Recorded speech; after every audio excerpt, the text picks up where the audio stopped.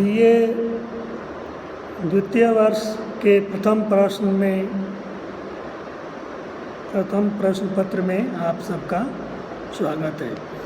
आज हम रामचंद्रिका के पद राम राज्य नामक शीर्षक जो संकलित है उसकी व्याख्या करेंगे।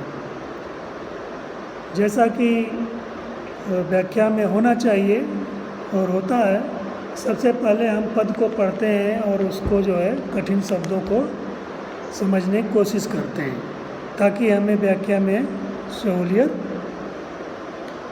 हो जाए। भावे जहाँ व्यभिचारी वैद रमे पर नारी द्विजन दंडधारी चोरी पर पीरे की माननी की है मन मानियत मान भंग सिंधु उल्लंघी जाति कीर्ति शरीर की मूले तो अधुगतिन पावत है केशवदास मिचु ही सो है वियोग इच्छा गंगनी रेखी बंध्या वसनानी जानु विधवा सुवाटिकाई ऐसी रीति राजनीति राजे रघुवीर की। तो अब इसमें कठिन शब्द की बात हम करें तो व्यभिचारी विभिचारी से मतलब है दुर्व्यसनी, बुरे कर्म करने वाले।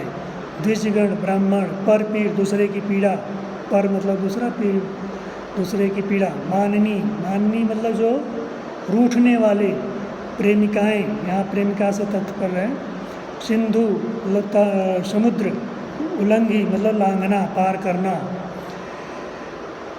मिचु मृत्यु, ये जो भ्रंश का शब्द है, भ्रंश से आया हुआ शब्द है ये, मिचु मृत्यु। गंग नीर, गंगा और नीर, गंगा का जल। बंध्या, जो फले फूले नहीं, आम रूप से इसको हम बाँस शब्द का भी प्रयोग हमें मिलता है लोक प्रचलन में, जो ऐसी स्त्रियों के लिए होता है जिनके बालक नहीं होते, बच्चे नहीं होते। विधवा, जिसका पति मर गया है, और विधवा का मतलब ये भी होता है एक प्रकार का वृक्ष। अब प्रसंग पर आते हैं, ये तो हुए कठिन शब्द। अब प्रसंग पर आते हैं। यह अवतरण केशवदास द्वारा रचित रामचंद्रिका के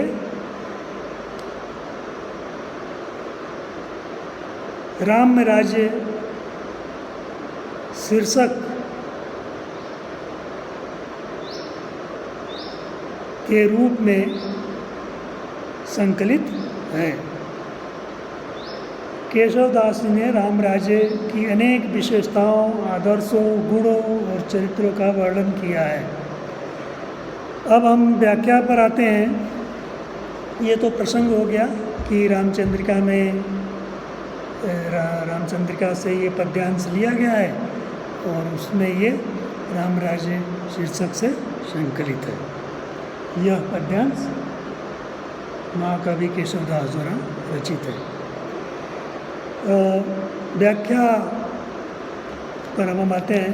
आचार्य केशवदास जी कहते हैं कि श्री राम के राज्य में भावे जहाँ व्यभिचारी वैद्य परे न, श्री राम के राज्य में कोई भी व्यक्ति व्यभिचारी नहीं है। कि व्यभिचारी शब्द का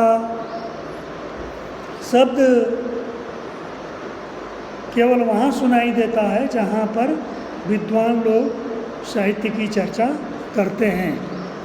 तो व्यभिचारी रसचंद अलंकार में इसका शब्द प्रयोग में आता है। आपको पता है कि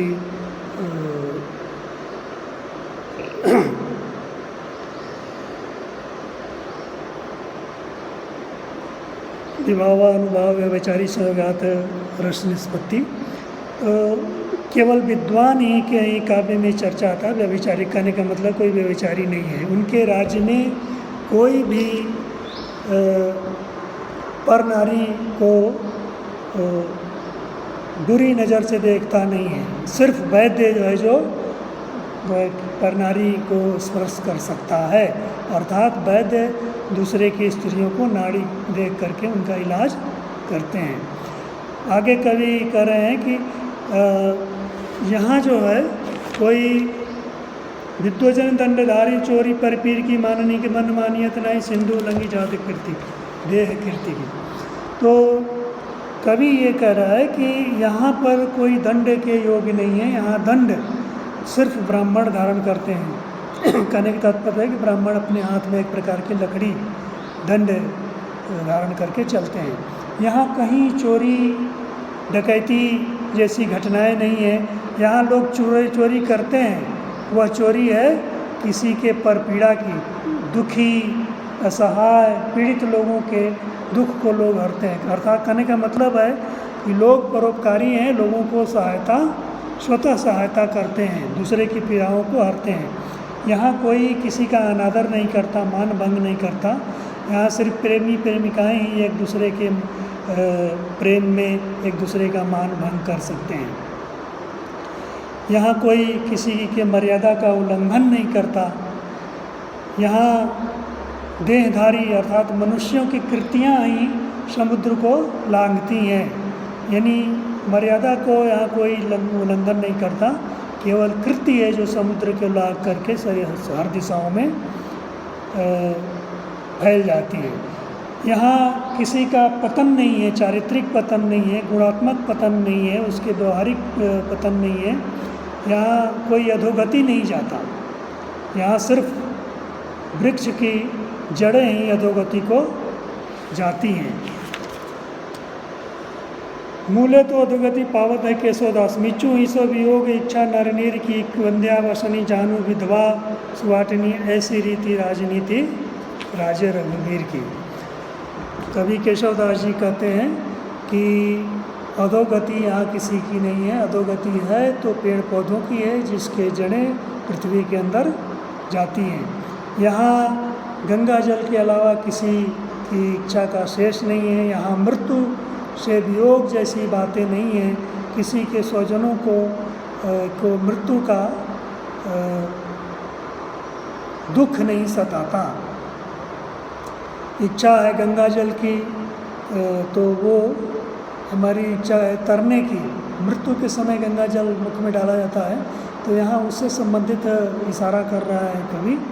लेकिन उसकी ज़रूरत नहीं पड़ती कि यहाँ के लोग यहाँ अमरत्व को प्राप्त हैं राम राज्य में। यहाँ कोई नारी संतानहीन नहीं है, नहीं विधवा है। विधवा है तो वाटिका में वृक्ष है जो विधवा नाम से एक विधवा नाम का एक वृक्ष उगता है, वो है। कोई स्त्री विधवा नहीं है, कोई संतानहीन नहीं है, कोई बाँझ नहीं है, सभी सुखी हैं। श्री राम के राज्य की अनुपम रीति नीति यही है। यहाँ न वासनाएँ हैं न बंध्या है कोई, अर्थात वासनाओं का प्रसार यहाँ नहीं है।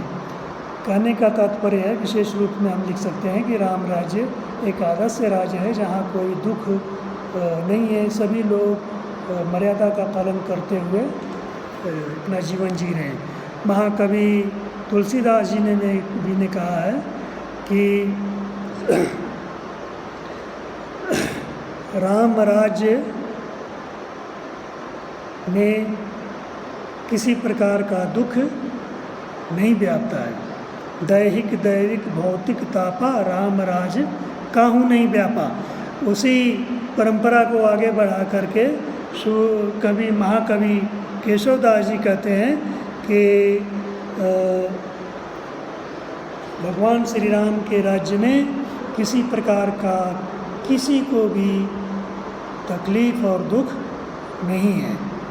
तो ये एक आदर्श राज्य की स्थापना राम राज्य में होती है। इसमें अनुप्रास, श्लेष, परिसंख्या आदि अलंकारों का प्रयोग हुआ है।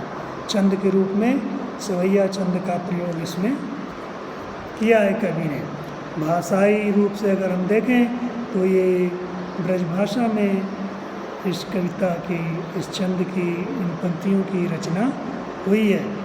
कवि महाकवि केशवदास जी ने बड़े ही